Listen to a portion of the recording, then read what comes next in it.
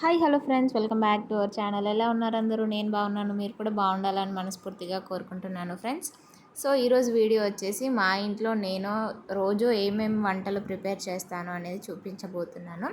So morning టిఫిన్కి అయితే మేము ఉప్మా ఆల్రెడీ తినేసాము, మిగిలిన ఉప్మా అనేది చూపించాను.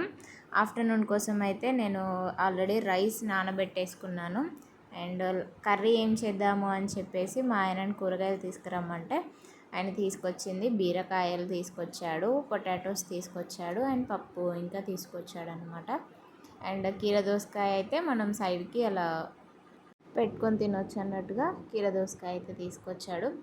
సో బీరకాయ ఇంకా పప్పు తీసుకొచ్చాడు కాబట్టి సో ఈరోజు బీరకాయ పప్పు చేద్దామని డిసైడ్ అయిపోయాను. అందుకోసం అని చెప్పేసి పప్పు అయితే నానబెట్టేస్తున్నాను.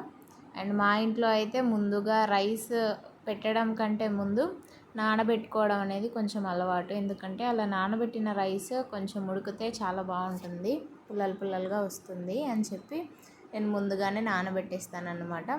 సో ఇప్పుడు కర్రీ ప్రిపేర్ చేయడానికైతే అన్నీ సిద్ధం చేసుకున్నాను. టమాటోస్, బీరకాయలు అన్నీ కట్ చేసి పెట్టుకున్నాను.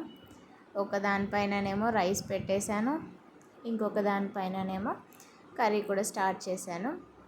సో ఇలా ఎట్ టైం రెండు పెట్టుకుంటే కనుక మనం గ్యాస్ స్టవ్ దగ్గర వర్క్ అనేది తొందరగా ఫినిష్ చేసుకోవచ్చు. ఎట్ టైం రెండు పనులు మనకి ఈజీగా కంప్లీట్ అయిపోతాయి అన్నమాట. అండ్ మొత్తానికైతే లంచ్ అయితే సిద్ధం చేసేసాను. లంచ్లోకి కొంచెం మార్నింగ్ మిగిలిపోయిన ఉప్మా కొద్దిగా ఉంది, వేడివేడి అన్నం ఉంది, అండ్ లంచ్లోకి మంచిగా ప్రిపేర్ చేసిన బీరకాయ పప్పు కర్రీ ఉంది. ఇంకెందుకు ఆలస్యం, తినేసేద్దాం.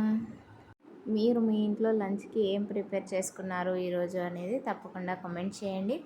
అండ్ వీడియో కనుక నచ్చితే తప్పకుండా లైక్ చేయండి, షేర్ చేయండి, సబ్స్క్రైబ్ చేయడం అయితే అస్సలు మర్చిపోవద్దు ఫ్రెండ్స్.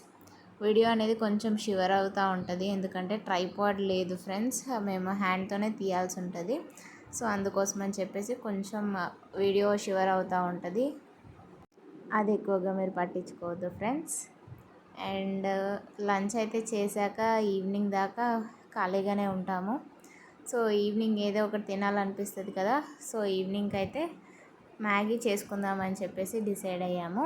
మ్యాగీ తినేసిన తర్వాత టీ తాగుదామని చెప్పేసి ఒక మ్యాగీ ప్యాకెట్ ఇంకా పాల ప్యాకెట్ అయితే తీసుకొచ్చుకున్నాము.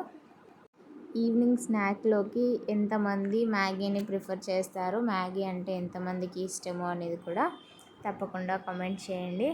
అండ్ మా మ్యాగీ కూడా ఆల్మోస్ట్ కంప్లీట్ అవ్వడానికి వచ్చేసింది అనమాట. ఇక్కడ నేనైతే ఎక్కువ ప్రాసెస్ పెట్టుకోను మ్యాగీకి, ఓన్లీ వాటర్లో బాయిల్ చేసేసి అందులో వచ్చిన మసాలా వేసేసి తినేయడమే అన్నమాట. వీడియో నచ్చితే లైక్ చేయండి.